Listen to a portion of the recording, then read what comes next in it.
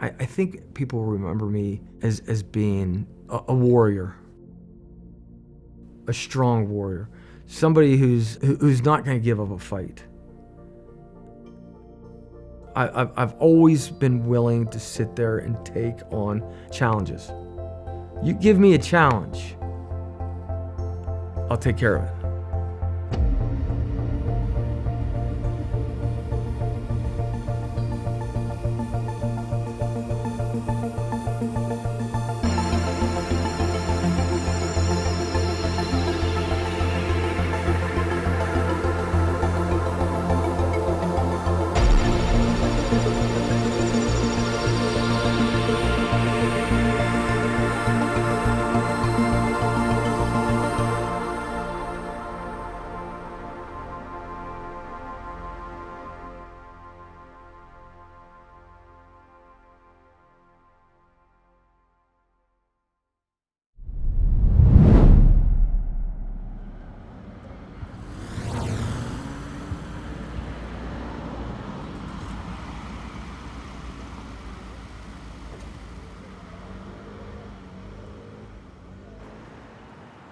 I was born in St. Clair Hospital, and I do have a twin. I was born, I think, 5 minutes earlier than my brother. In fact, my brother had to be taken to another hospital, so he had to get diverted to Mercy Hospital. I was fine. 3 days in the hospital. I think that was a standard of care then, and they kicked me out, and I was fine. Yeah. Jillian woke me and she said, I'm in labor. And I said, and we went up to St. Clair Hospital. They took her up to maternity. They took me in a little room downstairs. And hours went by and the phone finally rang and they said, you can come up now. And I said, come up where? And they said, maternity. I said, I don't know where it is. So when I got up there was this nurse and she was rather large. And she said, come in and see your twins. She caught me by the scruff of my neck. He says, get in there. My brother was good. He came out first, and I came out second, and my brother took all the nutrients, so I went to McGee Hospital, where I was there for several months until I came home. And the thing about that was, we did not know we were having twins. Seriously. But yeah, ever since then, very competitive.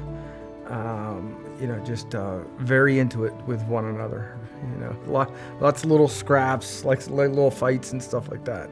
Yeah, always competitive. Always competitive. Adventurous is probably the best word to describe growing up. My first wife passed away when she was 26. The boys were basically a year and a half old whenever she passed.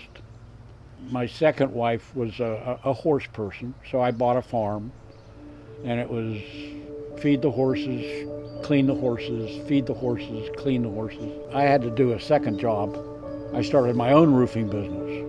It was a little bit more than I should have taken on, but I did. I liked the farm itself.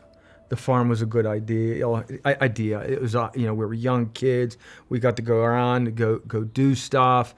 But my stepmother, I'll just put it this way, and I don't want to go too much into that. She was very abusive, and in which I didn't like it, and I don't like talking about her because she's just mean and evil. And I'm glad I don't know who she looks like. I kind of know where she lives, but I really don't want to have any type of connection with her at all, period. So when I moved to the farm, it was my twin brother, and I had an older sister, Susan. Susan is 3 years older than I. But I also have a younger brother, and he is 6 years older than I. And that plays a kind of a significant role in my growing up. He lives in Florida, as I recall, in and around where my first stepmother is located, right outside of Orlando, Florida. We are estranged. but nothing of his fault. He was never made available for my brother and I to be able to have a relationship with after the divorce. Unfortunately, through a divorce, I have not seen John since he was 12 years old. And he's right now probably in his late 40s. My elementary school is Wylandville Elementary School for Kenbok at Kenbok Millen. Great school. Great school, loved the school. They really took care of me. I think they had a really good, strong idea of what was going inside the household, but there was none of that. You're supposed to contact somebody if you see any type of abuse and stuff like that. So I think that also leads into, maybe going into my police career as well. Loved my teachers, loved making sure that I was going to certain activities and stuff like that, that I was not having to go home. The problem is I was having to go home. What were the boys like in school? They were probably a lot like me. They'd have much rather been out, goofing off. We may have gotten in some mischief along the way and stuff like that. Maybe just a little bit. He was fun. We liked to have a lot of fun. We played a lot of tricks on people. We pushed my dad's buttons and the limits with him from time to time. But my brother did that the most, to be honest with you. We would have underage parties. And very bluntly, my father he was a Mount Lebanon police officer. He worked 7 at night to 3 in the morning. And so, that equates to some good times. And, I would know what his schedule was, probably better than he did. And so it was good. It was a good time. It was a good time. Yeah. He just pushed his limits. He experimented in life. I was always fearful. I never wanted to get in trouble. I didn't want to push the limits, but my brother definitely did. We're twins. I knew there wasn't a lot of direction to me. I knew I had to come up with some type of direction in my life and to go do something else. My father had been talking to me about the military a long time ago. He was in the United States Air Force. In fact, that's where he met my mother, Jillian. He met her in London while he was in the service.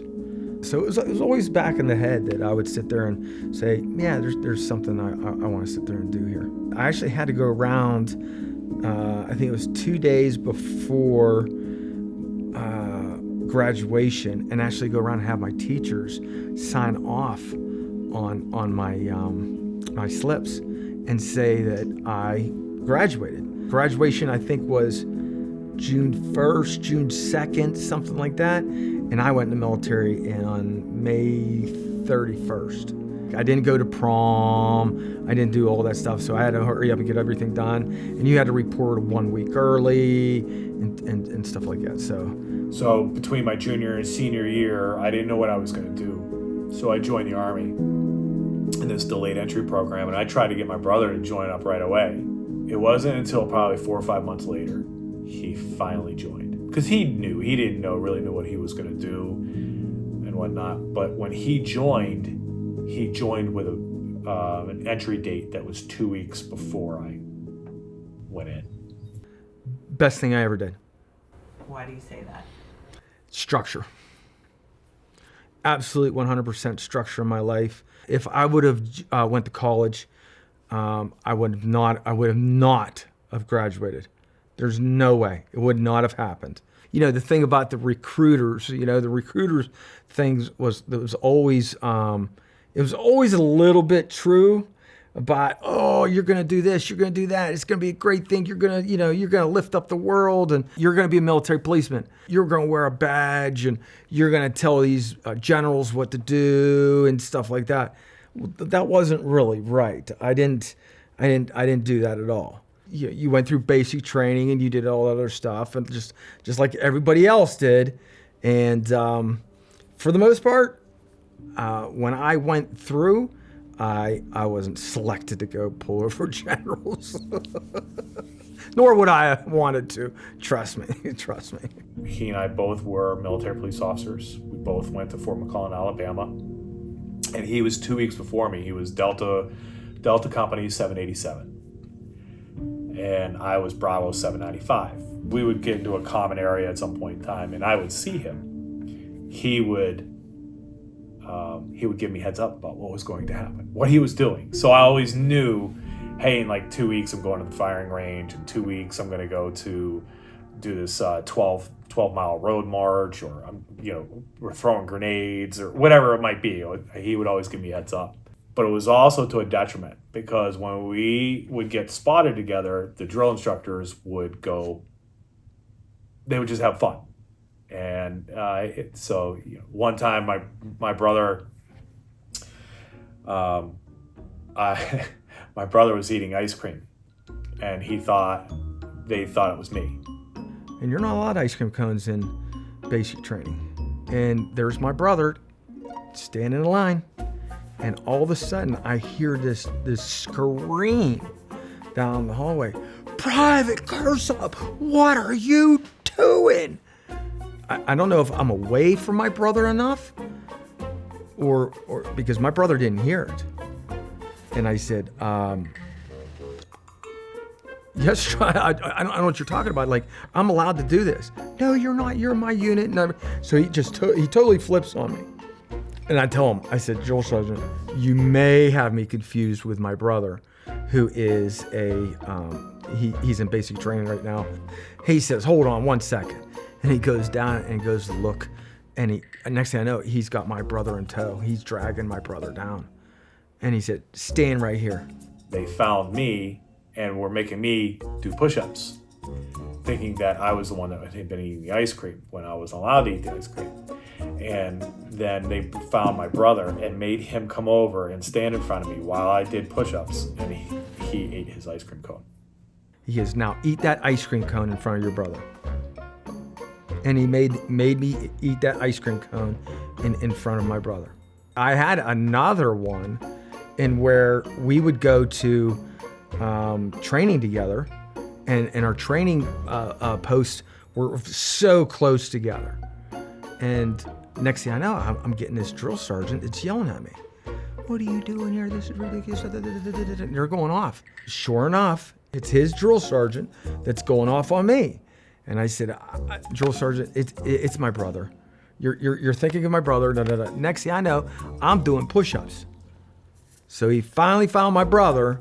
His drill sergeant found out, and we both ended up having to do push-ups together. For no reason whatsoever, other than just being a twin. It was just part of the life. We just did it. Let me go a little bit into Fort McClellan, Alabama, and also in the basic training. That's where you get all your boots and your pants and everything ready and stuff like that, and quite interesting. You're stationed with a bunch of people. You have no idea who they are. You're pretty sure you're never ever going to see them again. And you were allowed to walk around at base at night. And it was I walked out one night and it was dark out. And I heard taps being played. And it hit me right here. It hit me right here. And I was like, I am doing what I am supposed to be doing.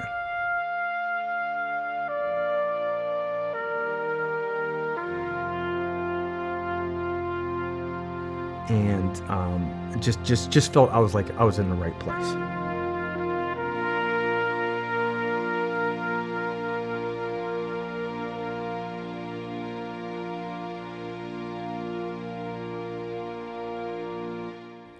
I'd leave for a little bit of a period of time, and then I went to Gießen, Germany. Across the seas, you tend to just meet people, and you end up liking them. You may not like them, but you like them. So I was a military policeman. You learn how to investigate crimes, a little bit more serious crimes and stuff like that. So my unit ended up getting deployed during that period of time, and I ended up not getting deployed because I was in school And I was already, I think, 3 months into that school, so they were not releasing me. They were not releasing me. I had to stay behind, which I was not very happy about. After I became a military police investigator, they actually brought me in as a drug investigator for U.S. Army. What do you do as a drug investigator? You actually go out and you go buy drugs for people. You go find where sources of drugs are being introduced to military personnel, and you either set them up through confidential informants, or you try to make contact with them personally, and you would actually buy the drugs off of them yourself. I wasn't very good at that part. I ended up going to Fort Leonard Wood, Missouri. While I'm in Fort Leonard Wood, Missouri, I got deployed to 2 different locations. I got deployed to Somalia, Mogadishu, Somalia. I actually got deployed there April 15th of 1993 is when I was deployed. That's the date I turned 21.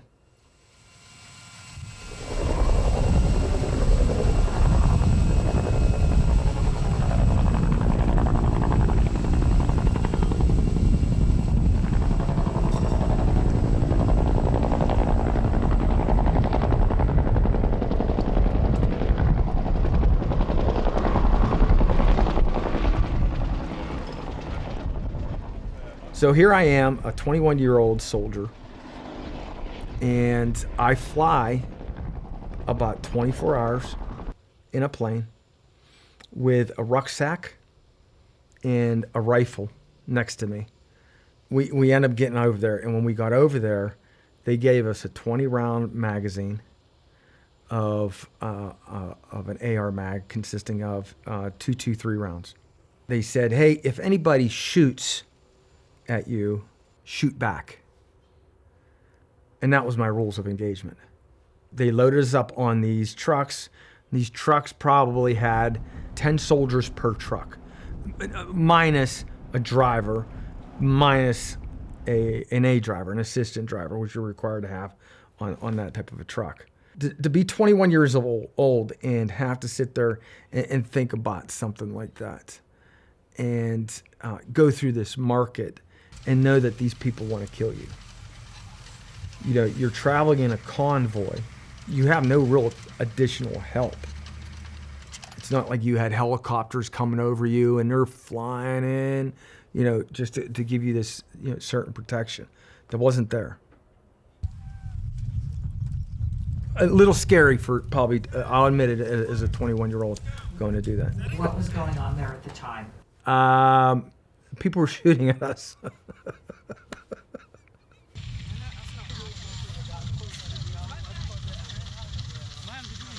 The mission there was to sit there and provide food to the Somalis. When we had first invaded, you come in here and you provide all this support. And all the warlords, when you talk about food, you talk about power. Okay, and obviously the more power you have, the better it is for you. And they controlled everything. How long were you there? I have to do the math on it, but I believe it was 2 weeks before Mogadishu down, before they actually got you out of there. So the military was Somalia, Mogadishu, or at least Somalia area, was being taken care of by United States government forces. They were taking care of everything, but at some point in time, I don't have a specific date, it actually switched over to UN forces, and they actually required us to sit there and wear these. Through this road, then you reach harbor. Through this way? Yes. Okay. This is a very dangerous place. To your front was taken by my 3rd platoon, which these are members of right now.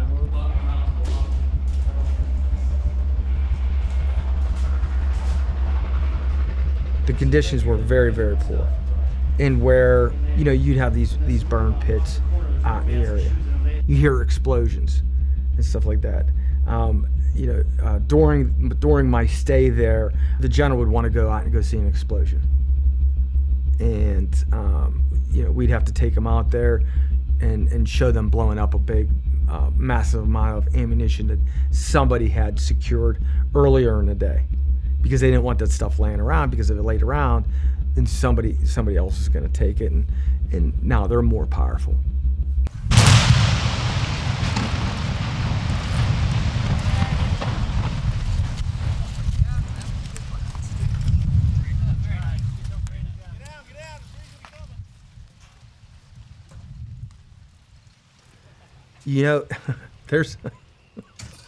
There's a lot of Somalia, boy. I probably could write a book on Somalia.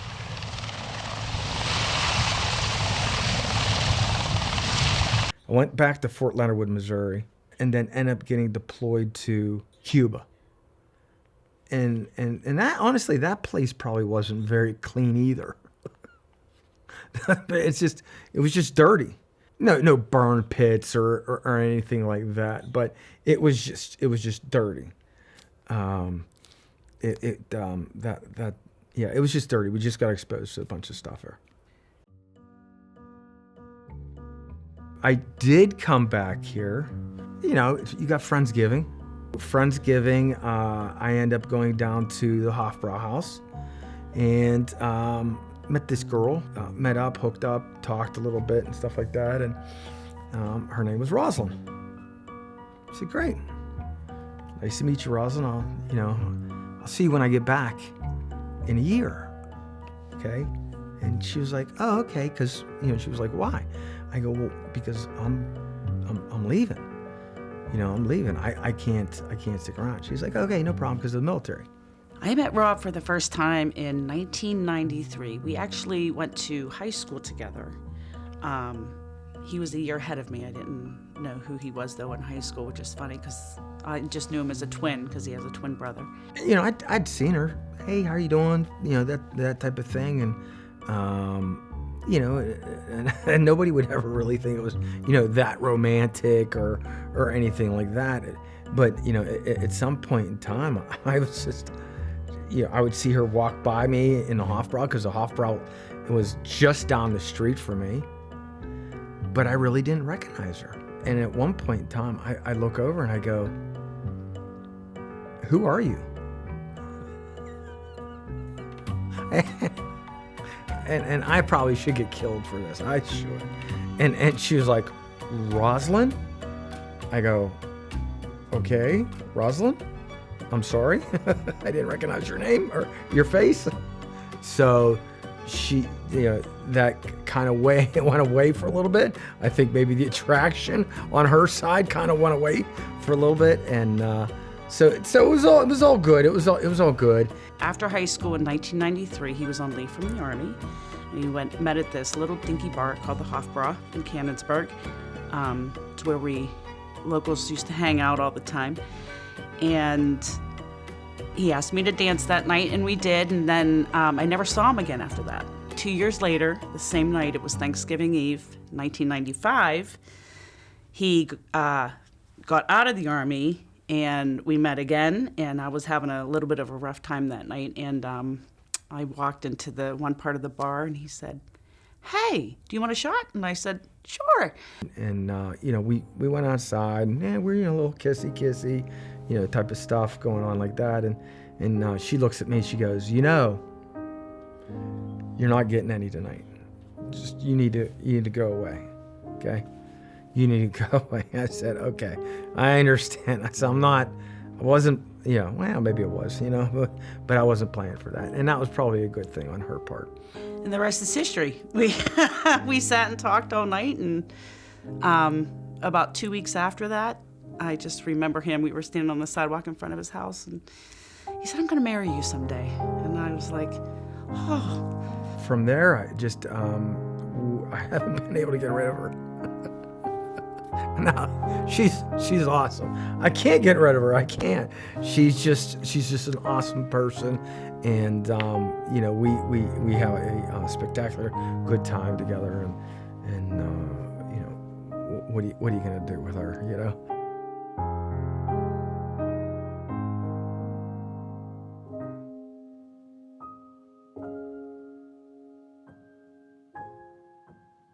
Tell me when you got married. Oh my goodness. Well, you're gonna ask. Oh my goodness, I should have been prepared for this part. Right. I'm not prepared for this part. The proposal was a nightmare. I proposed to my wife in June. We were supposed to go to a restaurant. So June of, I want to say like June 5th of 90,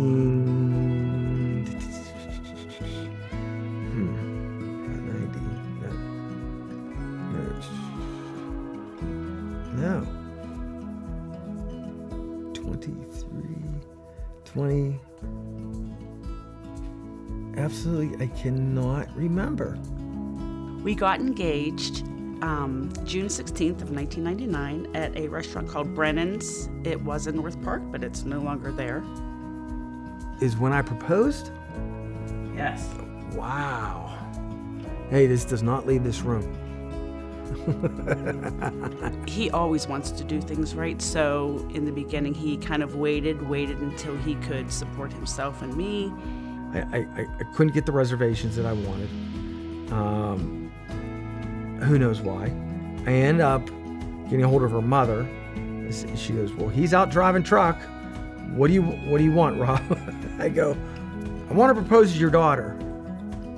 She goes, propose to my daughter. Would you please? And she goes, it's fine. He's fine with it. I'm fine with it. Get it done. So I proposed to her to a little restaurant over at North Park over here, but it had the best crab cakes my wife liked. And so I ended up, that's why I proposed there. And that was fun. It was interesting, yeah. And then I think a year later they tore it down. I could always remember our wedding date and never forget it. Huh? It's important. When's your wedding date? Oh, jeez. Shoot. August 19th, 2000. Correct. Yeah, don't. Tell me about that day. Oh, that was a good day. We got married a year and a couple months later in August of 19th of 2000. And it was good because I picked the year 2000 so he could remember how many years we've been married. My brother was there. He was on best behavior. What can I say about my brother? Probably a lot. He's ugly. Oh, really? He's pretty lazy too. All my groomsmen, they were all in best behavior, except for we're driving back, and you would think that nobody would forget the rings, but my brother forgot the rings, and so ultimately we had to turn back around, get the rings taken care of, and then we ended up going to the reception. That was a party. Her father, her old man, can party. I never knew that until that day. That was fun. That was fun.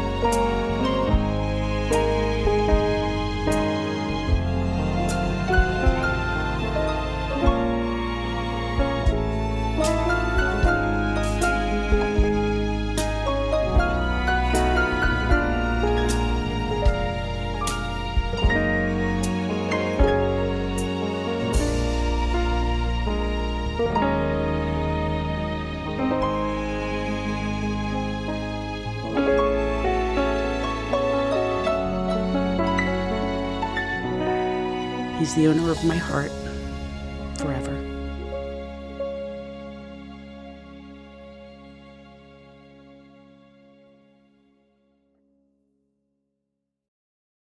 I always had in my mind that I probably wanted to be a civilian police officer, that I wanted to do more. I saw what the military police did, but for me, it wasn't. It probably wasn't as exciting as what a civilian police officer would do. I wanted to be absolutely more involved in these people's lives. He was, the perfect person to become a police officer. Back when we got out of the service, it was very difficult to become a police officer. You had to know people, you had to put a lot of miles and a lot of applications all over the place just so you can get a job as a police officer, because it's very competitive at the time. Luckily for him, he got a job up here in Hampton. They gave him an opportunity as a part-time police officer and ultimately gave him a full-time position. Right about that time is when Rob got picked up full-time for Hampton PD, and he never looked back. He just went full bore and absolutely loved everything about it. I don't know how I got it, and somebody up there truly has guided me into what I've done throughout my career. I've throughout my career, I've always thought about, like, if somebody else has been able to do it, I can do it. And I've gone through a lot of tasks like that.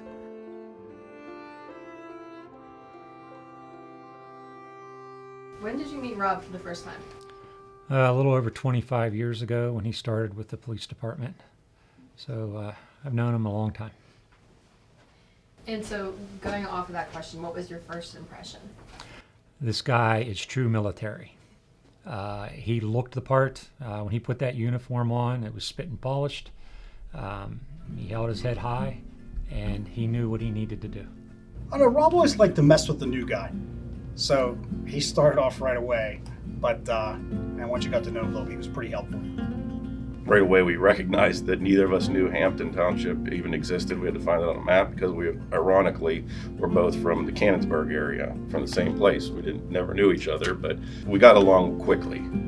He was a workaholic, I'm a workaholic. We were both that kind of personality, so we knew we were going to hit it off pretty good. I grew up in Hampton. I knew most of the guys in the police department.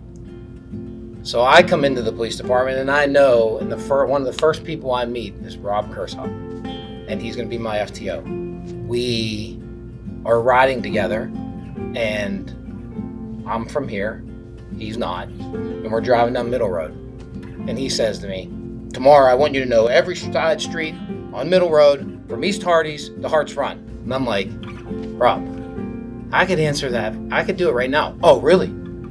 Go ahead." So I start naming them off, and he goes, "Okay, scratch that. We'll come up with something else." That's Rob. We were in the same place at the same time and never knew it until after I started here, and me and him started talking about our military stuff, and we're like, oh my God, we're in the same place at the same time. It's crazy. My first impression of Rob was, you could tell right away, he was very gung-ho, ready to go. One of the first, them coming out of the woods from chasing somebody, he was all geared up, just came in the office so excited, and it was pretty awesome. Intense would probably be the best word I can use to describe my first interactions with him, but immediately really supportive. I was the first female officer that they had at Hampton since the 90s, and walking into an all-male environment, as a young 20-something-year-old can be a little intimidating. And for as intense as he was actually one of the more welcoming people, and just immediately made me feel comfortable and at ease. Yeah, definitely feeding off of that. I mean, my first impression was, intimidating a little bit, but that also then comes with, he has things under control, and he likes to play Mr. Tough Guy, but he's a sweetheart and very good person. So. Yeah, I think I was warned coming onto the Hampton force that watch out for Sergeant Kirsopp, he's tough. I met him, I'm like, oh yeah, they're not joking, he's tough, but as soon as you get to know him, he's really down to earth and just a great, genuine person. In 2020, when I started to develop my position, he was one of the biggest supporters, welcomed me with open arms and guided me every step of the way.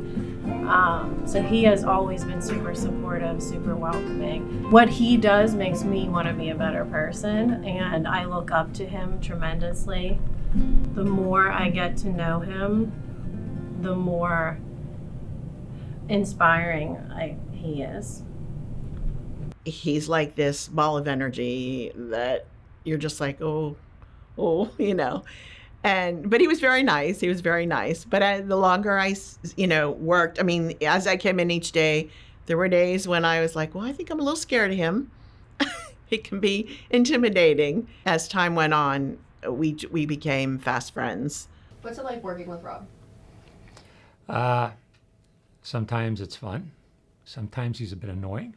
And I will tell you why. And it's a good thing. Rob was always 10 days ahead of me. When he would come in and talk to me about stuff, I'm like, hey, Rob, like you're 10 days ahead of me right now. I said, give me time to catch up, But I can tell you that Rob and I had many conversations about the operations of this department behind closed doors.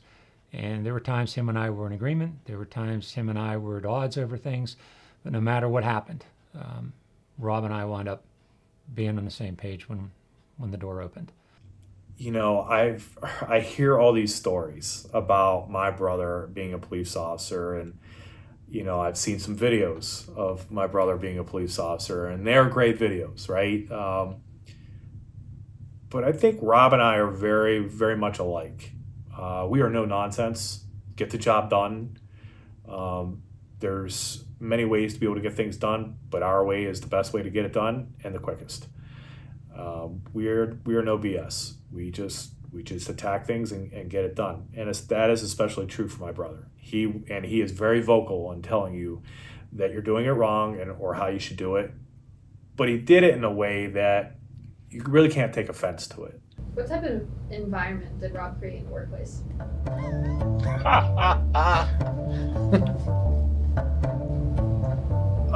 Sometimes chaotic.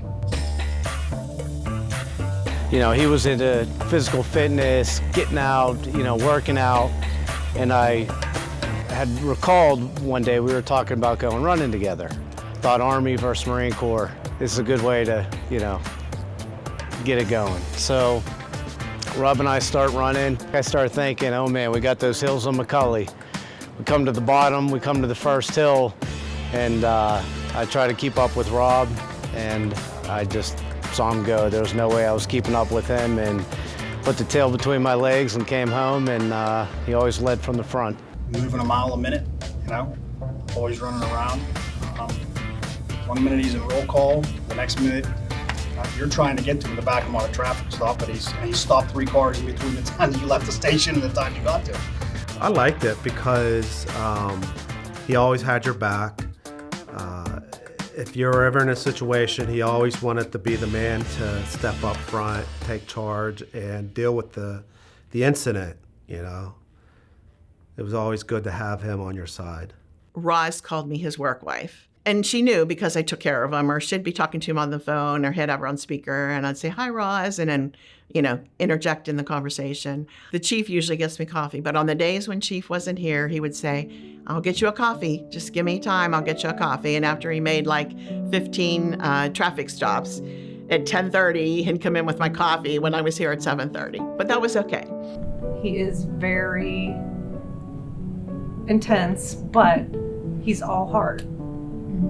And loves everybody and supports everybody, and He's the best. He is the best. He really is.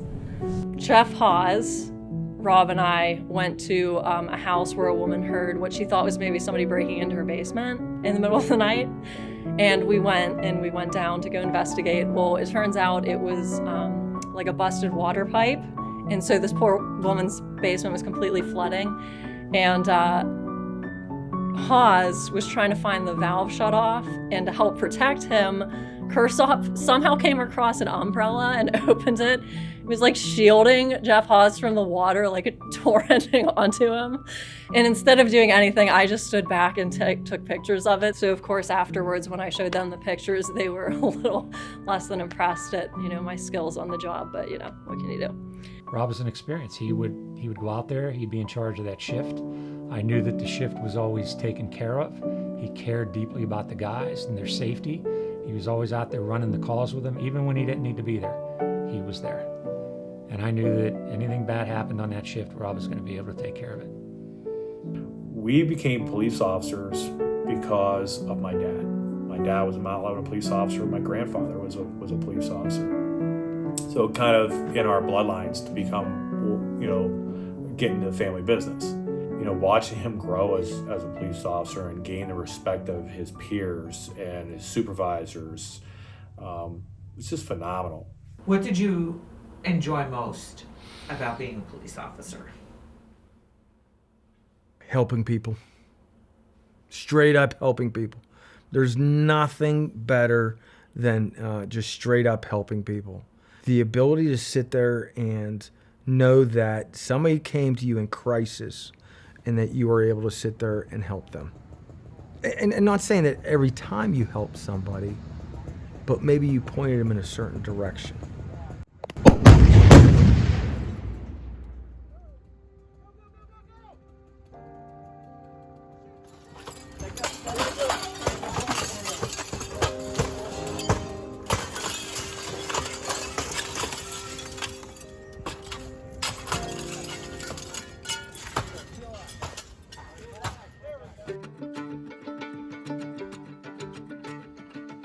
My first impression of Rob, because there's cocky, there's arrogant, and there's confident. My first impression was very confident, high speed, squared away.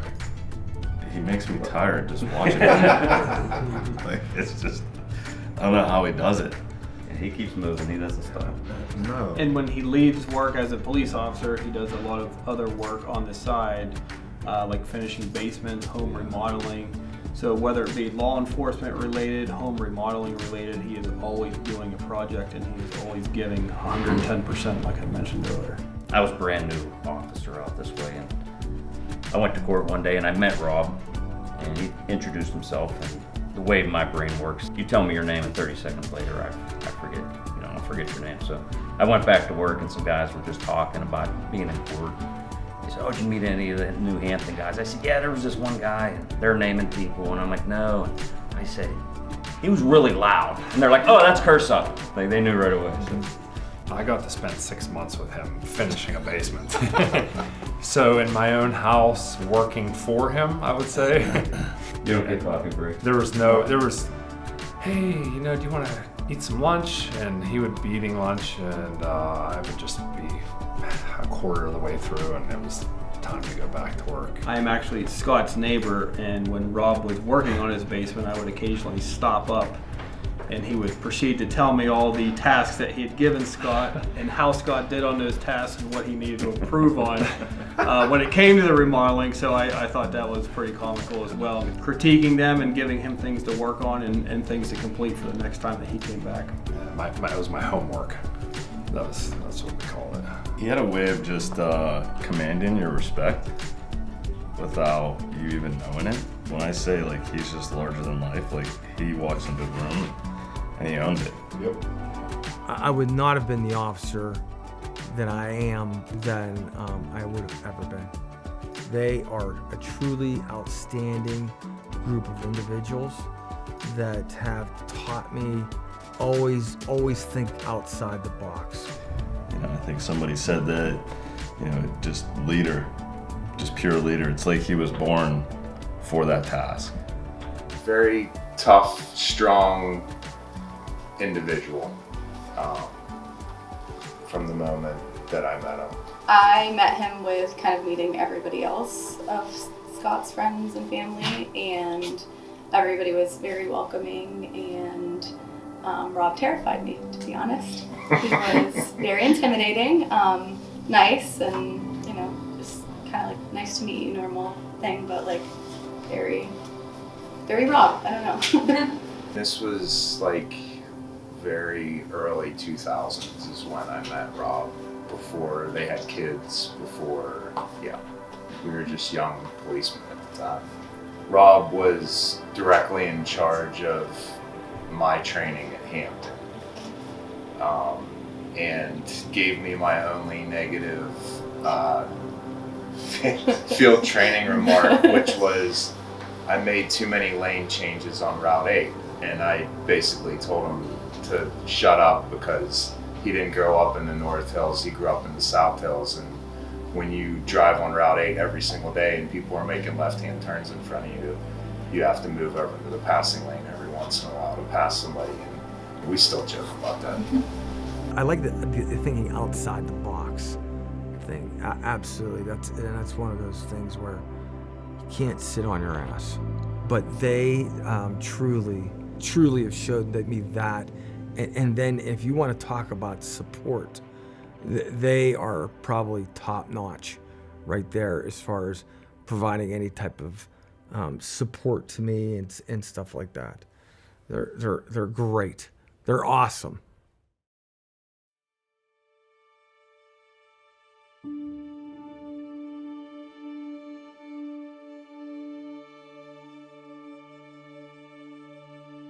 So, I'm on a North Hills Special Response Team. When it first came out, as far as an active shooter, I said, nah, they're never going to call me. They're never going to call me. Sure enough, they end up calling us. I drive down there, and it's been going on for a while. And I said, well, I can't be good if they're calling us. And so ultimately, they call us. We go down there, and I'm checking on things. I'm talking to police officers, Pittsburgh police officers. They have no idea what's going on. I said, where am I checking in? I don't know, buddy. And they just pointed me up directions where the shots were being fired, I guess, at the time. I just see a bunch of operators standing around. I said, what am I doing? They go, I don't know, get in behind this last guy right here. And so I get in behind the last guy. We stack up, we go inside.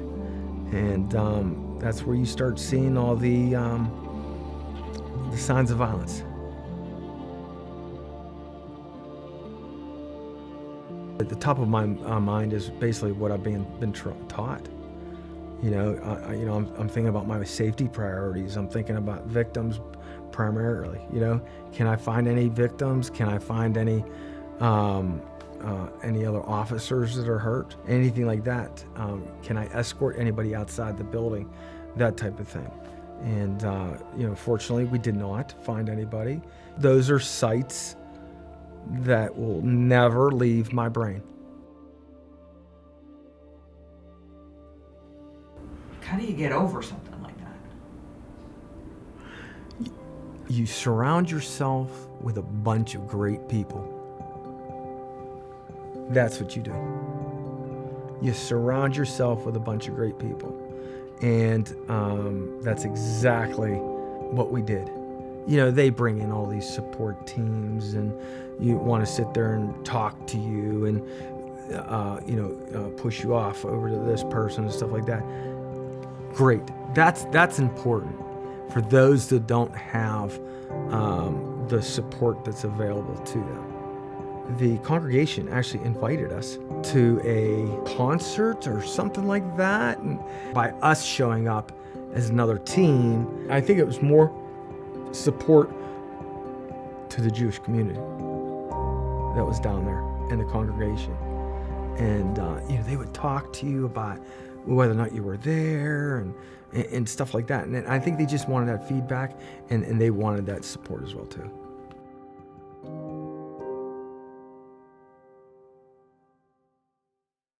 I want to ask you about some people that they're going to be chatting with, your extended family. Oh, my extended family. Myself, I met him. I'm new to the family kind of thing, so it's been about 8 years. I don't remember specifically the exact time, but it's been about 8 years I've known him.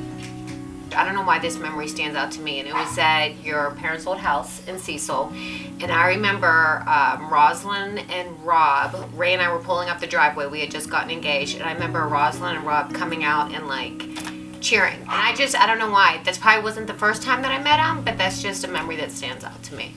I was sort of told how the family was because I was new to the family. And I got told how the family was. And so I had an idea what I was, in for because, quote unquote, because Rob was military. I knew that, and I knew he was a policeman.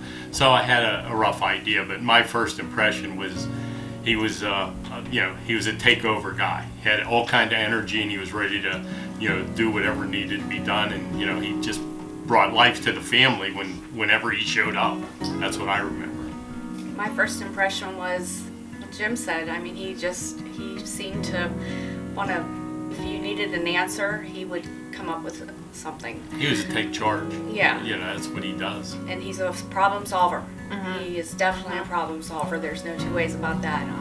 I remember just really just diving in and being a part of the family right out the gate. Like day one, never felt, he just was very much in the mix, like he had always been there. It was funny and loving. I would say he was resilient, other than the fact that I had a propensity to torture my little sister's boyfriends. I would shut doors in their faces. I would try to make fun of them so they'd leave. And he stuck around, so that showed me a lot. Tell me about your kids. So Robbie's born first. Yep. So August 29, 2009? Three. Shoot. The dates aren't really important. No, they're not. They're here. So what was that like first to be a dad? Oh, man. That was awesome. That was awesome. That was a long wait. A lot of excitement behind it. Love that kid. Just everything about him is great. The drive in him, I just love being around him. Just love being around him. He gives me drive. He gives me drive, and I wish he could give me more. I mean, growing up with my dad, he always brought a sense of competitiveness, I'll say, into everything we did. You know what I mean? Even the simple stuff as far as like taking up the garbage cans and just racing each other down. It's just like stupid stuff like that. You know what I mean? It just raised us in like that competitive nature. Tell me about Ray. Good. You're not going to test me on his birthday, right? Okay, good. I'll read it here. It's August 16th. August 16th, yes. Good kid, athletic. You hate to say, they're good kids. They're good kids.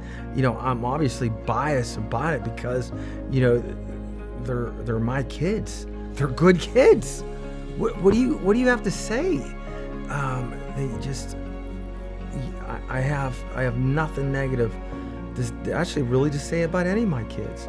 He was definitely very hard on us as children, but I think that in a good way. It was definitely in a good way because he wanted us to be the best we could be, and he kind of raised us like that. He raised us how he wanted to.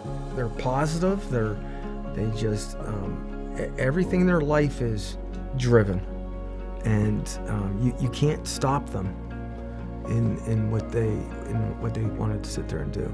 Come on, Rach. Guys. Look at the presents, Rachel. See, Mommy, You don't care. Growing up with my dad, I think it was, he definitely pushed us, for sure. I also think that he made growing up fun, because he would make the little things like seem like big things, you know what I mean? Like, he made little things like baking or cooking, whatever, seem like big memories that I'll definitely cherish forever. She's my little girl. And I wish I could do more for her. But I'm her dad, and I get it. She's 15 years old, and I'm, a grumpy, almost 52-year-old father. So, but yeah, I love her, and she's great. She's awesome.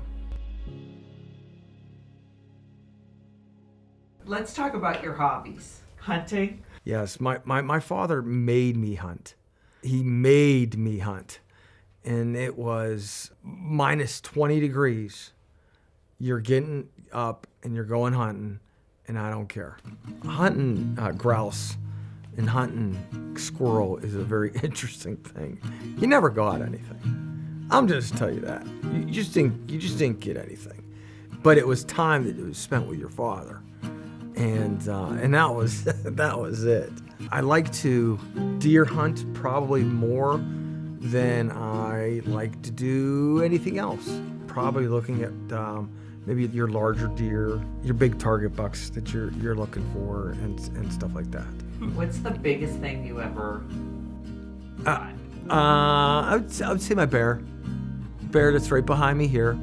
That is a black bear, and that bear was probably about 200 pounds, I want to say. Where did you get that? Tell me that story. I got that in Canada.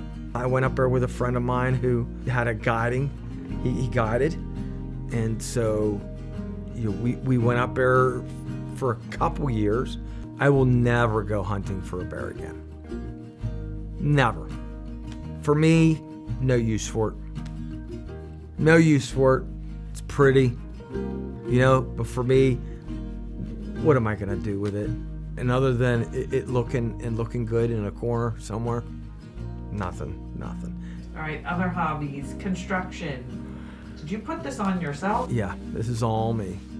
If you walk through this house, there's probably nothing in this house that I haven't built. But back in the day, I used to call my dad up. Hey, Dad, what am I doing here? I think I'm screwing something up here. And he would give me the advice. Nowadays, he calls me. How did you find time to do all of this while working? Oh, I'm a maniac.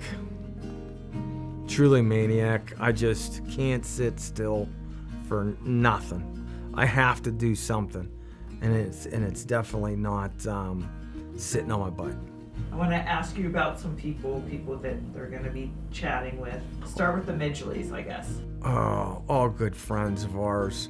Jason Midgley, great friend, just an awesome guy. I can call him up anytime and say, yo, what's going on with this treatment? And, is this going to be good for me? Can you read my records, my medical records, and stuff like that? And he would be like, no problem.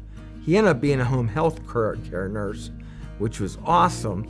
And Joy, oh gosh, Bubbly Joy. She works for Sadie-Side Hospital. Great woman. She's on the school board up here in Hampton. Just bubbly. Just bubbly. There might be a couple times in my life that I've ever seen her not bubbly. She's always has that great personality about herself. We met Rob out at Scott Palmer's camp. Apparently Scott had some porcupine issues up in his, that was eating all the glue in his camp. And Robbie, I believe, was jumping on the trampoline the entire day.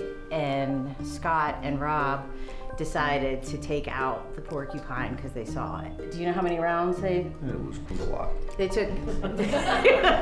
It was several rounds, and I was down there like, can I try?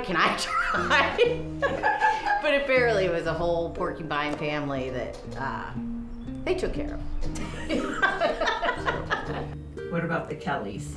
Oh gosh.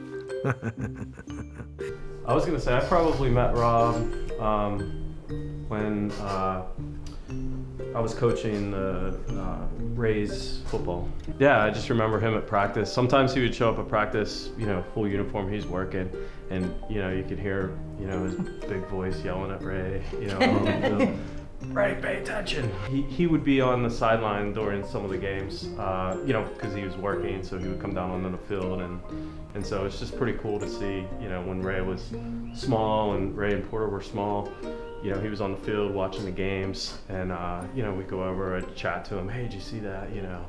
Jason, for the most part, pretty much keeps to himself. Sometimes it's hard to have a little bit of a conversation with Jason, but man, Jason's just a low key, just chilled out dude. Great guy. Kara's she also is another one of those. She's very bubbly. And put a couple beers in her. She's just a good person. Now, I'm not saying that's what creates the personality, but I'm just saying she's awesome. We met Rob at the 4th of July celebration in Hampton when he was working, and someone tried to steal his golf cart. That's a sin. Joy. She tried to steal his golf cart. And he was like, you're gonna get me in trouble. You gotta stop. But all he did was laugh. It was hysterical. Like, he had such a good sense of humor about it. It was good. Susie, what a sweetheart. She's just got a huge heart on her. She loves her hugs, and if you don't see her, you don't give her a hug, you're in trouble for the day. But no, she's an absolute sweetheart. Her husband, Brian's a good guy. He's sometimes very tough to sit there and talk to. Right now, he's very tough to even communicate with, period, because he is an accountant. In a couple days, I get to take him out for a beer or something like that, and actually get him to sit there and relax. Scott Rick. Oh my gosh, that bum. And I can say it too. He's a bum. You hear that? You're a bum. I mean, the one thing about Rob, not only investigations, so then Rob got promoted to sergeant and he went back on the road, which for those of us investigations, because we had a tight bond. And then when he got promoted, we started doing coffee time. So, with his schedule, the way that it worked, he was off every other weekend.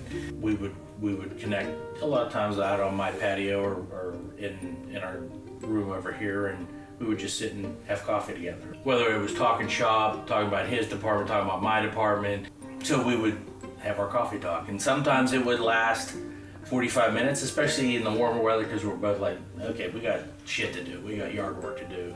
She would come down and join us. And then we would go about our day after 45 minutes to sometimes a couple of hours. He's a great guy. Do anything. If I called him up right now and I had 6 feet of sewage in my basement, he would come and come and sit there and help me. Not even a problem there. I forget whatever happened. I was having chest pains. I ended up screaming just because I had pain, and he thought I was dying. Oh, it's just Scott Rick. He thought I was dying. I go, relax, buddy. I'll let you know. But he's wonderful. Scott Palmer. My brother.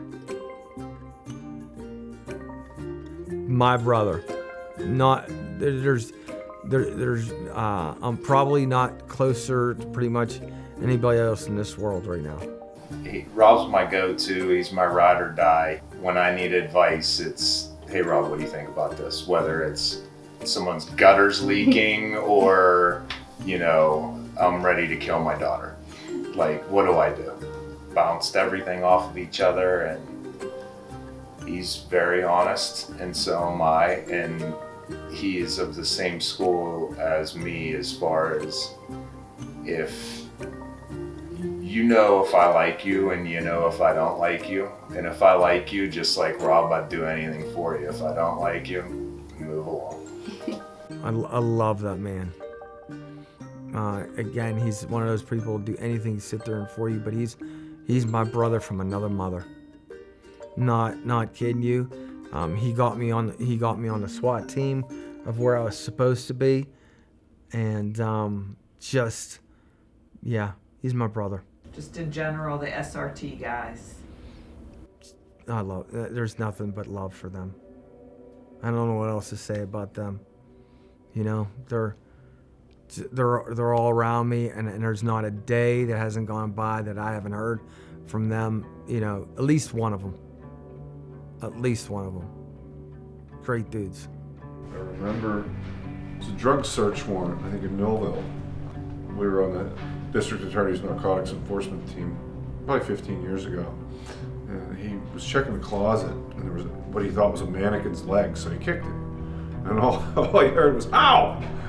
Why'd you kick me? And he's like, why are you hiding in the closet? That's not what it really says. That's what it really said. All right, he said, why the fuck are you in the closet? You shouldn't be hiding in the closet and I wouldn't kick you. That's what he really said. I learned to not talk to him when he's thinking. That was very interesting. I would have early in the basement process, I'd have 2-3 sentences in, and I'm like, he's not really responding to me. Because he's not listening. And he'd be like, I'm sorry, bud, what? And I'm like, dude, that whole conversation. I'm like, I just had a conversation with him. He's like, I was thinking, I'm like, okay, because he planned my whole basement out. He literally did everything. Yeah, so I learned, just if he has the look, don't talk, and it'll be fine. He would make comments to me and say, do I have to show you everything? All I know is he's always been here. Yeah. He's just always been in our lives. Roxanne's just a good, solid person. Always checking on me, make sure that I'm doing okay. I love her, love them, and they're just, whatever I need. And they always tell me that, yet they don't believe that I'm listening to them. But I am. I'm listening to them. Chief. Vlahovic. Man, Vlahovic is a great guy. There's two types. There's sometimes you got to be the chief, right? You got to be the boss. You're gonna tell people what to sit there and do. There's times he had to be chief because that's what he does. But when it comes down to it, he is a strong guy and very helpful. I can tell you that we rely so heavily upon Rob as the training sergeant that when we would do tactical entry into the schools for active shooters, he made me the bad guy the one day. And I was all dressed up and I had protective gear on, and we were using what's called simunitions at the time. So when they would hit me in my ballistic carrier or through the heavy clothing, they wouldn't hurt. And Rob was standing kind of off to the side while I was taking these runs, getting hit. And he said, "Did they get you?" And I said, "Yeah." I said, and they actually opened me up, like right underneath my shirt. He goes, "Come on, man up, get back out there." So Rob was that kind of guy. If I ever needed anything on the job, and as a matter of fact, even off the job right now, that if I needed something, he would sit there and make sure I got it. If I need a ride down to the hospital right now, he would look at an officer and go, "Hey, get Kirsopp, get him down to the hospital, make sure he has a ride back." Stories or memories, ones that really come to mind when you think of Sergeant Kirsopp, what comes to mind? Nothing appropriate that I can share. These guys probably have something a little cleaner than me, but... Yeah, so we used to have a pretty big table here, and we would have roll call in the morning. And I was kind of dragging that day, and I hear, "Hurry up, Marine!" So me being me, I start high stepping back here running.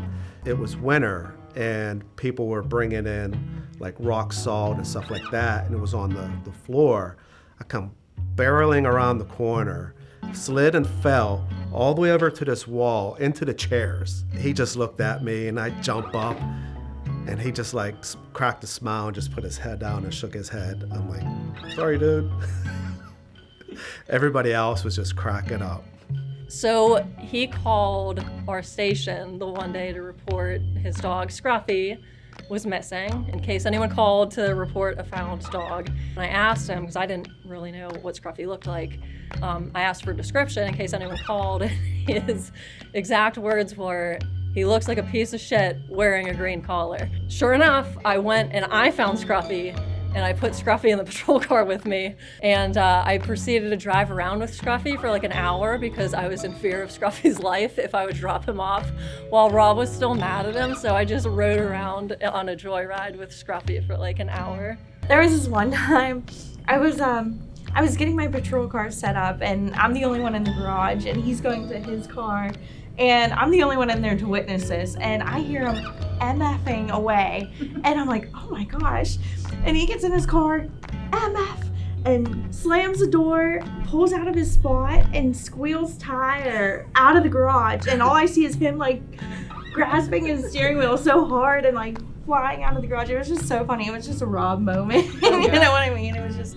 You can like gauge him coming through the door by how he opens the door. It's like everybody else is just, like a normal open and shut. And if it's like, poof, somebody's kicked it open, you're like, "Oh God, here he comes." He slams it open, Yeah, it's like, dude, it's 5:30 in the morning. Calm down. Like, we don't need this level of intensity this early. But you better believe it, it's coming. So the 150th celebration the township had, and we did the flag raising The ceremony. flag raising ceremony, and Rob got certain guys involved in it every year. So the township is using this flag that's too big for the pole that it's going on. We had talked to them a couple of times. Look, don't use this flag. It's too big. It's too hard for us to keep from hitting the ground when we're trying to raise it up. This thing is so big that it's being clipped and raised a little bit at a time, and Dave realizes that it's going up, upside down. It had folded as we're clipping it and beginning to raise it up. And as we're raising it up, Dave realizes it and says, Rob, it's going up upside down. It's going up upside down. And Rob's standing back and he's saluting the flag. He's like, shut up and raise the flag. Pull faster. We pull the flag and it's upside down. All you hear is people go, Because the guy raised the flag, Officer Finnegan, he wasn't hearing me. I was just telling Rob, and Rob wasn't going to interrupt. And then telling Rob, walking back in after the flag's up, you have to go back out there and turn it the right side up. March back out there. And march back out there. And Rob just goes, no. That's it. Keeps walking. We fixed it ultimately and got a round of applause for it. So I think next year the Boy Scouts did it. I think Something like that. We take them right out from underneath us next year. The one time he went to the station for something, and then he called me and told me he was on a chase with somebody. And I'm looking at his bulletproof vest. I'm like, you don't have your vest on you. And he's like, that's okay. That's okay. They were going up for a date. So yeah, that was fun. My favorite memories in general are my football games, because my dad always is on the sideline as a police officer. Every time I'm like in the middle of a play or in between plays, I always just look to him, and he's always he's locked in on me, and it just makes me feel like I'm special on the field. Yeah. We have our song Springsteen by Eric Church, and when I was younger, anytime that would come on, he would just like pick me up and dance with me. And I remember there's this one video where my mom was taking a video of us dancing in slow-mo, and then all of a sudden Robbie comes across the screen. You had a weird face. It was kind of creepy. like a giant grin. Every single time that I like look at that video, I'm reminded, like I'm put back into the memory. Like I can see it. They're all good people. You know, you're not gonna sit there and single people out and be like, you're a jerk, or anything like that. You can't do that, because we're all a family up there. We truly are. And you get people up there that sit there and they bicker about certain things and stuff like that. But in all the end, we're a family. And we're gonna sit there and take care of one another. You know, and I miss them. Miss every one of them.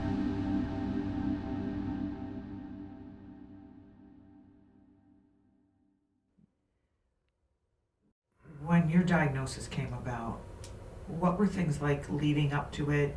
Did you start to have a sense like, I'm not feeling well, something's wrong? How was your cancer discovered? I had, just by going to the bathroom, I discovered that, you know, I had a little bit of blood in my stool. And, you know, at first I'm like, that's nothing. You know, that's nothing. That's just a little bit of blood. You know, that could be hemorrhoid, that could be whatever it is. Ultimately, I went to my PCP and he goes, okay, we'll check things out on you. We'll get a colonoscopy for you. No idea what was going on with me. And ultimately, when I woke up, they were like, you have cancer.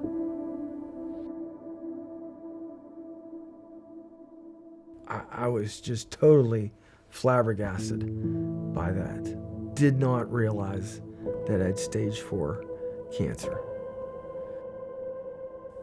In June of 2019, when he was first diagnosed, I had seen both of my parents die from cancer in 2 to 3 months' time, and that kind of is what hit me. That, oh my gosh, this is going to be it. It rocked my world. That was a hard day. It was actually I actually remember it very vividly, but it was the last day of school. I was like taking some stupid video, like I took my biology book and I just like threw it, like, and just watched all the papers just fly everywhere, and like, you know, just kind of like done with school, whatever. Well, my parents drove into the driveway that exact moment, and they looked at that and they were like, what the hell are you doing? And then they pulled me to the side and they told me, and it was a moment. Like 4 days before, I saw my dad on the front porch on the phone with the doctor. And I looked at my mom and I asked him, or her, oh my gosh. I asked my mom, like, does dad have cancer? Because I had overheard a conversation because I was just like sneaky like that or whatever. But I asked my mom and I go, does dad have cancer? And she said no. It was like 4 days later and they brought me and Ray into the kitchen and they were like, your dad has cancer. I didn't react. I didn't react at all. I wasn't crying. I was just standing there. You know, when like stuff like that happens, you go to your family for support. I guess I was just trying to I felt like if I ran away from it that it wouldn't be real. I didn't take it very well. I definitely cried a lot. Again, I'm just like, I get emotional like that, especially over big events. I just ran up to him, just gave him a huge hug, said I loved him. It was a lot of crying. That's all I can really say. That's how I reacted. That was my brother. That's my big brother. And, to think that he had something that could potentially kill him was devastating. I didn't want to lose my brother, but I was worried about, I was worried about him. I was worried about his family. I was worried about his, especially his kids and Rosalind. I couldn't imagine the world without my brother. Cancer is a horrible, terrible disease. I'll be honest with you, I did not expect him to survive 6 months after being diagnosed.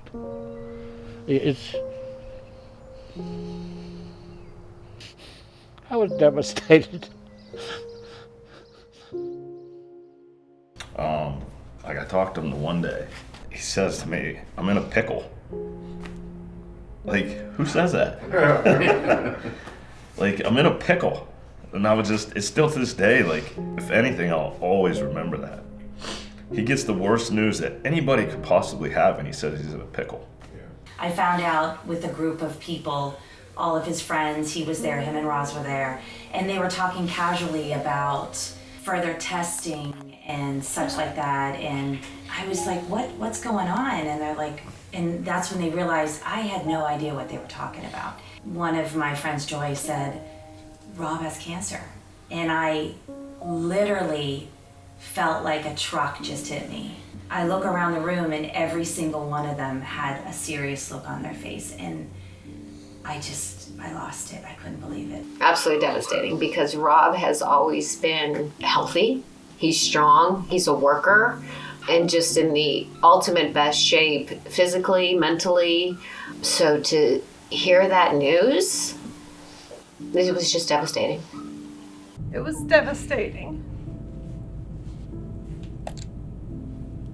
I mean, that's a day I'll never forget when he called to tell me that he had been diagnosed, but like Angela said, he fought, continued to work, came to court, just like nothing was wrong. You wouldn't know if you didn't know him that he was fighting this battle. And it just goes to show what type of person that he is. He has no quit in him. I distinctly remember him saying, I will kick its ass like I've kicked everything else in my life. And he stood true to that. I got sick to my stomach, but I was hoping, like everyone else was, that he would get through it and everything would be fine. He was so positive about everything, and he never ever let us see him down if he did get down. Even when he was doing his chemo or his radiation, he'd be in here, or when he had his pump on or his bag. He always was here at work, pushing through. I'm gonna beat this. I know I'm gonna beat this. I can do this. And so we all just knew he's gonna beat it, because he made us feel like he was going to. We were in lacrosse, at a lacrosse banquet in the park. Rob told me about it. But knowing Rob and how he doesn't let anything stop him, like I was like, yeah, you know, we all said the same thing. Our phrase was, the cancer will be so sick of Rob by the time years go by, they will say, screw this shit. I'm getting the hell out of his body, because that's the way Rob is. Sometimes, you know, we're like, I'm getting the hell out of here because it's Rob. Rob's in one of his moods, or Rob's Rob. But I'll tell you what, after I was diagnosed, the support that came out and just started flooding around me just was awesome. Flabbergasted. To give the proper word on something like that, for me, is just, people were awesome. People were awesome. What were those treatments like? They were terrible. Sucked. At that point in time, my chemo was, you came into AHN infusion center, you would be the first person there, you would be the last person to leave. And that stunk. That stunk. And my doctor, Dr. Raj, great guy, awesome guy. He looked at me, he goes, you can take it. You're young. You'll be fine. I said, okay. And that's exactly what I did.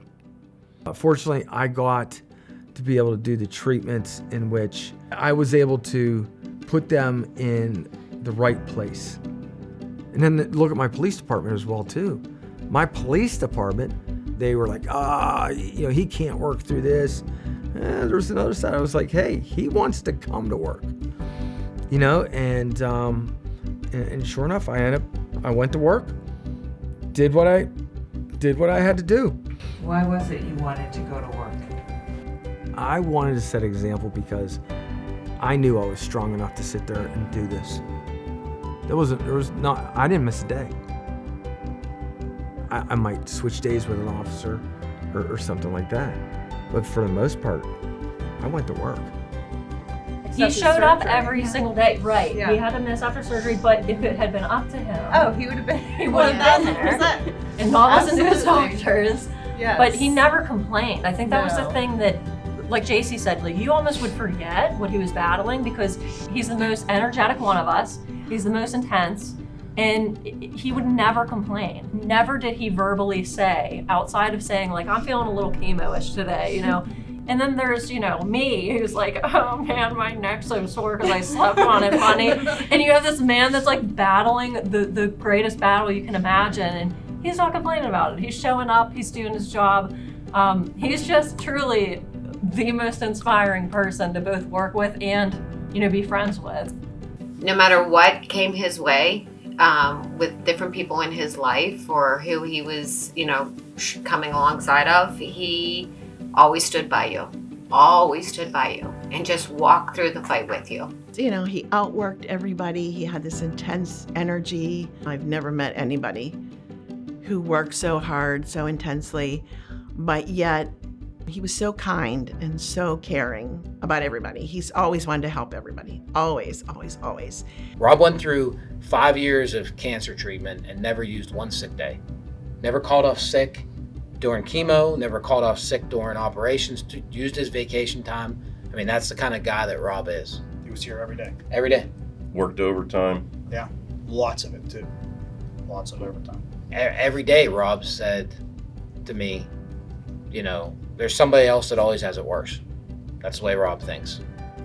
In the community, he is probably the most respected officer in my over 37 years out here. And I knew all the officers in the department since I started out here. And he was, I would tell you, the most respected police officer in this community.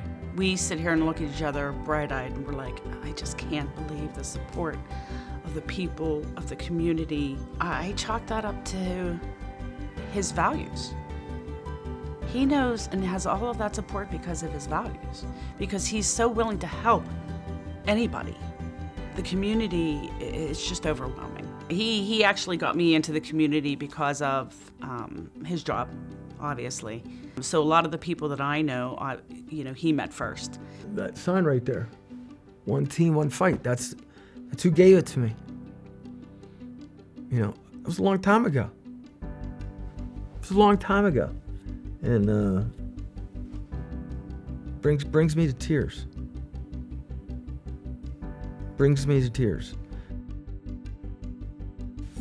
I don't think people understand how great it is to receive the type of support that they give to you. Maybe it's a little bit of money. Maybe it's a phone call. And I'm talking a 2-minute phone call. Hey buddy, how you doing? You all right? Anything I can do for you? Or maybe somebody does do something for you. That is awesome. That is something that you can't take away. When you talk to people and they're like, I just don't know what to do. What do I do for you? What you're doing right now is great. You're thinking about me, right? You've added me to your prayers. And that's remarkable in itself.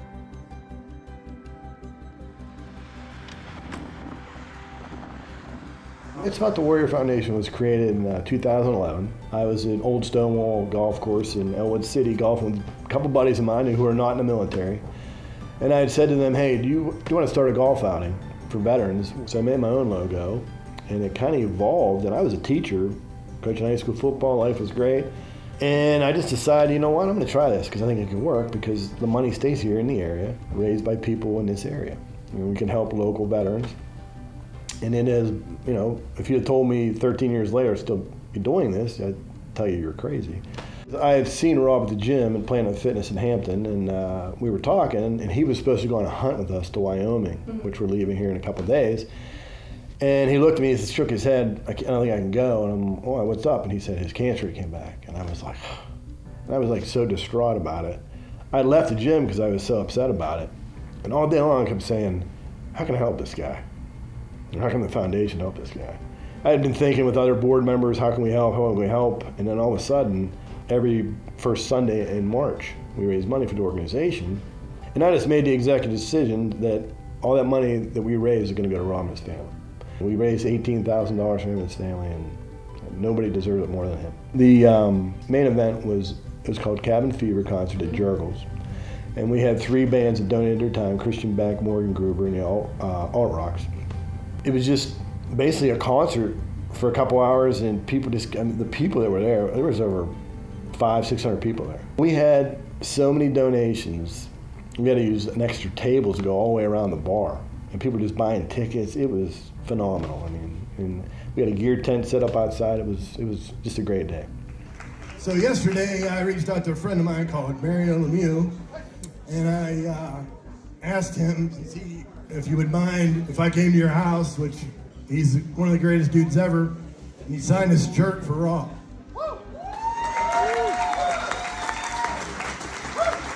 So with that, Rob, I want to present this shirt from Mario to you. You see all these people here, it's unbelievable. It just shows you the respect and the love people in Hampton and the area have for you. The big event that just came by through here, by the IATW, that was $18,000 that they end up raising. These people just, I don't know how they came up with it, how they can use their time and efforts to sit there and make sure that happens. What an awesome group. What an awesome group. Thank you just so much for everybody coming out. Steve, the IATW, the bands donating their time, Jurgles, North Hills SRT, Hampton Police, all my love and support to the people that I know, that I don't know, to the people that I forgot. I'm sorry. It's been a crazy week for me. I'm just honored to be here and actually not being in the hospital and actually be able to sit there and talk in front of you. Just his mindset, Rob's mindset is phenomenal. He's, for a guy that has cancer and is so positive and energetic, for other people that have cancer, he'd be a great role model, somebody to talk to, because he's never in a million years that I've known, well, not a million years, but a couple of years, he's never complained about it one time.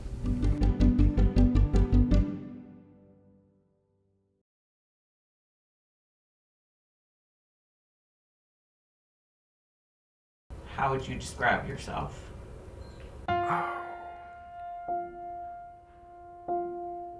2 words. 2 words, yeah. The best. I go back to describing him in one word as a hammer. People are like, what's that mean? He's a hammer, like he goes and gets it, and there's nothing stopping him, so.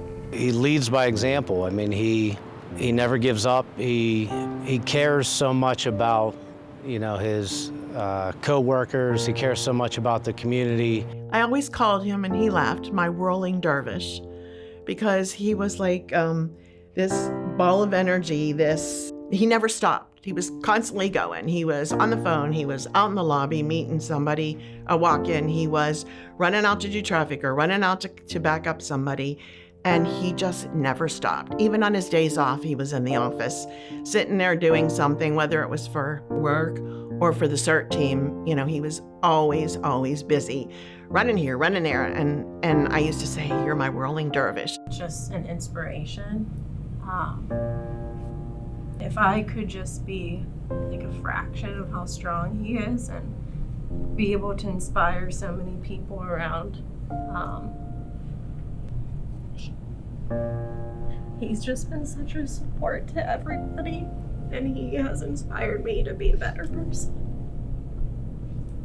There's too many words, but honorable is one of the first words that comes to my mind for multitudes of reasons. He's a warrior. He fights through everything. He'll fight for anybody. I guess my word would be everything. Integrity. The man just has the highest integrity you could possibly ask for. All-encompassing as far as his ability to maintain a proper life on the job, off the job, be good to others, have a heart, maintains the highest personal integrity you could possibly find. Leader. From years of watching him. I'd probably say the same thing. Leader. He's a go-getter. He's the guy that you'd want to associate yourself with. Fighter. He's a fighter. I'll say motivator. He kind of just motivated me my entire life. Kind of fight through injuries in sports and play the games I didn't want to, play the games that I knew we were going to lose a lot by. He was kind of just there and with me during that process. I'm going to say sweetheart. He always has a soft spot for something. Can't describe him in a word because he's a friend, he's a dad, he's a supervisor, he's a sergeant, he's a team leader. I don't know what word can actually cover wearing all those hats. And I think he's so good at all those hats because he's a leader. Just there you go. Superman. There wasn't anything he couldn't do. Just nothing. I can describe Rob as being a warrior.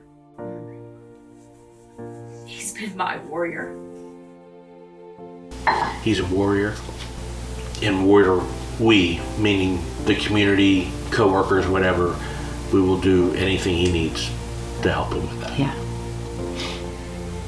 Warrior. He doesn't quit. He just strong, courageous, just proud, loyal. Everything that He's describes everything. a warrior is him. Everything that encompasses that word is him. Warrior. Absolutely fantastic. He was a great parent. I mean, he loved his kids with all his heart. He and Rosalind are a perfect match. I mean, if you ever wanted to make a perfect match, that's it.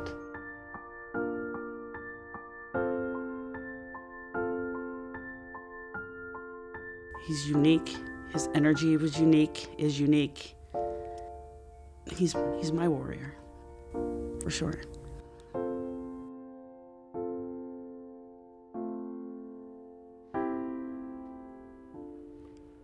A strong family man. A strong family man. Unless you're looking for one word. If you're just looking for one word.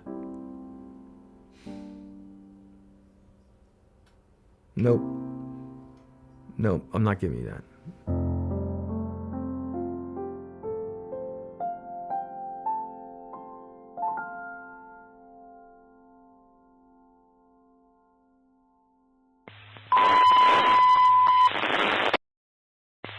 Attention all departments. Hampton Township would like to announce that after 25 years of service, Sergeant Robert Kirsopp is retiring.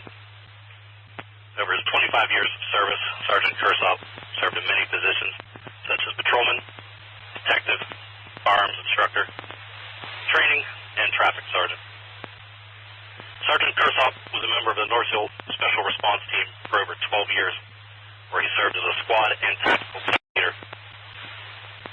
Rob always gave 100% to any task he was assigned, was always there for the officers he supervised. He was well respected in the law enforcement community for his knowledge and dedication to his profession amongst his peers. We want to wish Sergeant Kirsopp the best in his retirement. May he know that the gratitude and respect of all who have known him will always be present in the hearts of those who have had the privilege to work with him. Rob, you will be truly missed by the members of the Hampton Police Department. Known not only as an officer, but the man who was inside the uniform. On behalf of all emergency services personnel, we wish you well, and may you find peace and happiness in your future. Counting off and clear. 10:02.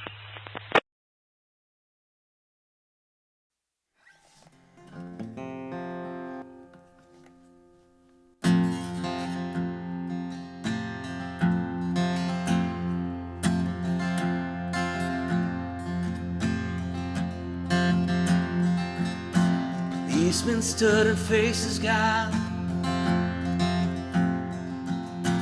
What's always come to pass? He hoped his shoes were shining just as brightly as his breath. So 419 policeman, how shall I deal with you? Always turn the other cheek. To my church you have been true. The policeman squared his shoulders and said, no, Lord, I guess I ain't. Because of you who carry badges can always be the same.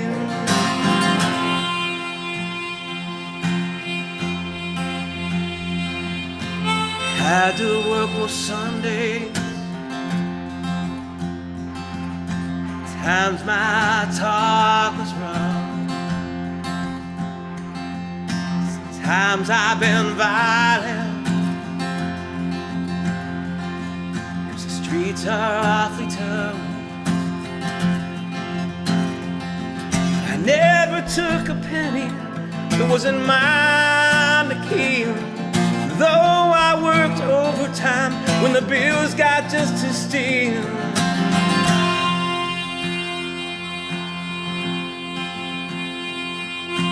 Ever passed a cry for help?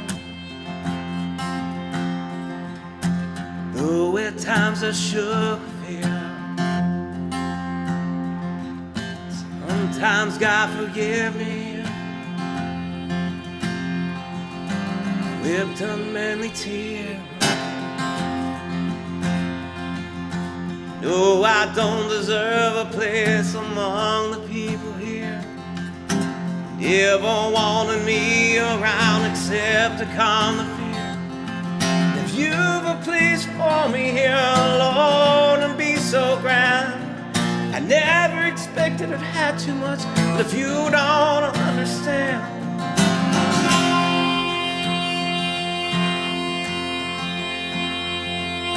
Silence all around the throne. Saints had often drove as the policeman waited quietly for the judgment of his God. So 419 policeman, you borne your burdens well. Walk a beat on heaven streets. You've done your time of hell.